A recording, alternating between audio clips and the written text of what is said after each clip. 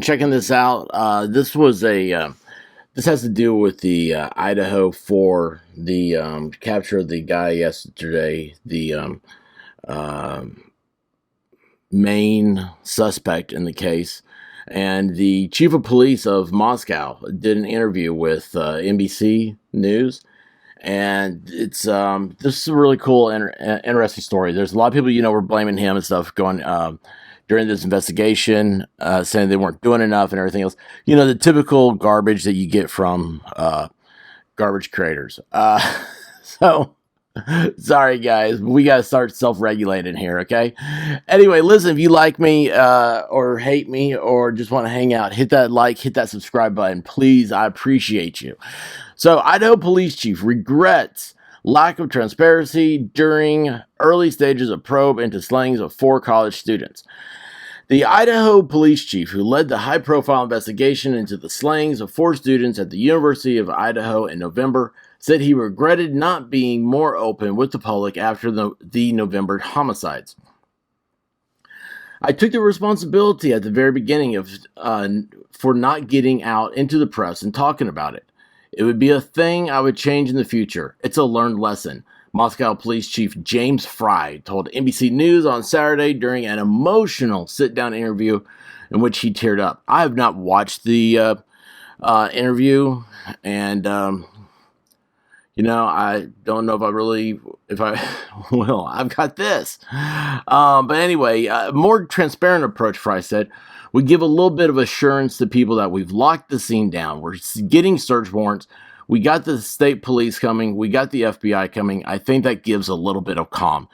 Now, guys, take a moment and reflect back at the beginning of this. If you may be like me, you didn't hear about it for several days. There's a lot of stuff going on. It's right before Thanksgiving.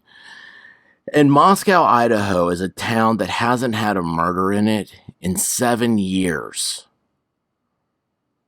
Think about that. 0 in 7 years. This is Mayberry. This is Andy Griffith. He gives Barney 1 bullet. So, when something like this happens, they're human. They're just in as much shock and awe as we are. Let's continue here. Fry and the department were heavily criticized during the nearly 2-month investigation for a lack of transparency and for sending mixed messages about the case. I'm not one of those people. I thought they did a much better job than they did with Kylie Rodney, than the police departments did with Kylie Rodney. Fry and the department were. Oh, excuse me. I read that line. The shocking crimes. Reading is hard, y'all. The shocking crimes have captivated the nation, generating about 19,000 tips from the public that police said were crucial to the probe. Brian Christopher Koberger, a 28-year-old resident of Pullman, Washington. But now remember, Pullman's like 9 miles away from Moscow, and that's where Washington State University is. It's a very unique little section here of the country. Was apprehended in Albrightsville in northeast Pennsylvania, about 2,500 miles from the Idaho campus, officials announced Friday. All right, let's see if it says continue reading. Is there any more? There is more.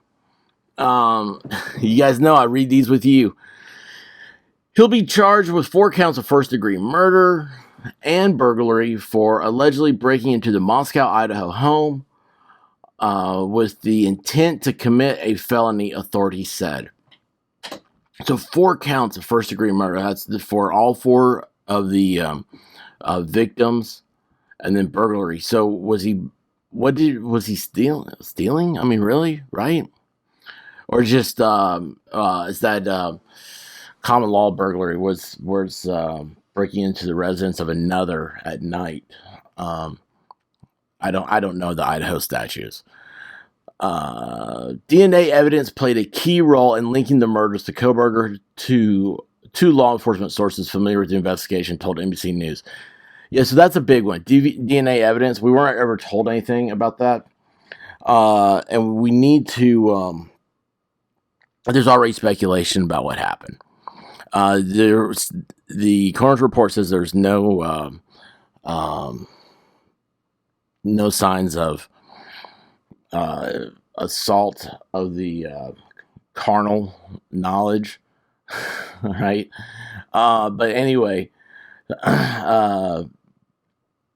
was there other type of sexual gratification that the guy had? And that's what I've heard that from multiple sources that I do not have links to or anything else. These are just speculations. I want to put that out there real quick, but the idea of that is disgusting and gross and perverse. Of course, this whole thing is. Koberger was arrested by the Pennsylvania State Police 7 weeks after the students were stabbed in their beds, an event that stunned residents in tiny Moscow, perplexed police, and prompted a nationwide manhunt. Evidently didn't perplex them that bad. Fry apologized Saturday to the families of the victims for their heartache. He said he hoped the suspect's arrest leads to some closure for the families and noted investigators will do everything possible to provide them with answers. We care, we've always cared, and we'll continue to work hard to give them the answers they need. We can give them answers and we can give them some closure to understand. That's what we're here to offer. That's what we're here to accomplish. Koberger appeared to have a keen interest in crime. He was listed as a PhD student in the Department of Criminal Justice and Criminology at Washington State University, which is 10 miles west, just across the state line from the University of Idaho.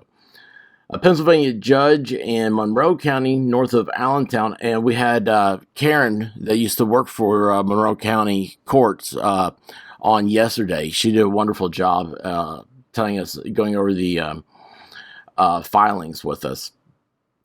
On Friday, ordered that Koberger be extradited to Idaho next month. Court records showed. Killed in the November 13 attack were Ethan Chapman of Conway, Washington, Madison Mogan of Coeur d'Alene, Idaho, Zaina Kernoodle of Avondale, Arizona, and Kaylee Gonzalez of Rathdrum, Idaho.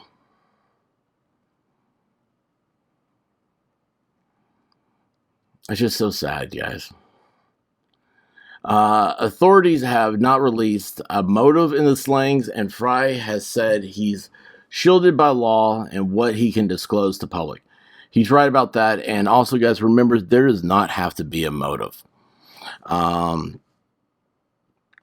motive is usually, it's probably more of a Hollywood idea than anything else.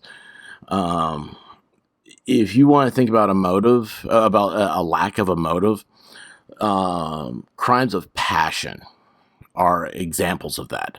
You know, you walk in and you see your loved one having an affair. You know, and there's a reactionary to it. Crimes of passion. Those are things that don't need motives. It's just they're reactionary. Self-defense does not need a motive. A probable cause affidavit with details reporting Koberger's arrest is sealed and cannot be made public until he sets foot in Idaho and is served with those papers in court, authorities said. Fry said Saturday, despite all the criticism his department faced, he tried not to listen to it. Authorities have said investigators didn't want to disclose key details of the investigation in order not to compromise a potential conviction, and so a suspect wouldn't be tipped off. I had a job to do. I stayed focused on that. I stayed true to that, Fry said. We stayed true, and the result is we got an individual in custody. And that is true. They did get an individual in custody, and the night before, I was thinking that it was just a complete loss. I was thinking that this case was going cold. It's been 7 weeks. There's no new updates. And then there is this arrest. It's absolutely unbelievable. It's a testament for future cases that creators need to be careful and they need to not rush to judgment and conclusions. Believe it or not, law enforcement has been solving crimes a long time before Al Gore invented the internet. Okay. And they did it without computers. They did it without DNA. And those same methods they used for hundreds of years still work.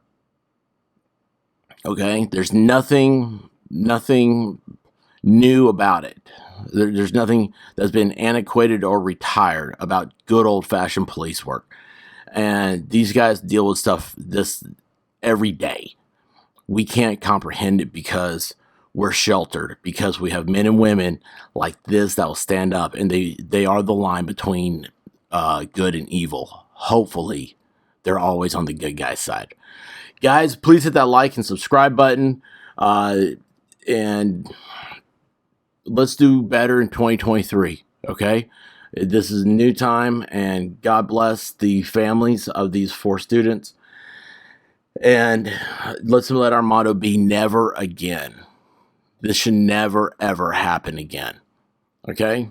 And I love you guys, each and every one of you. Please come back here. Stay safe, as always, guys.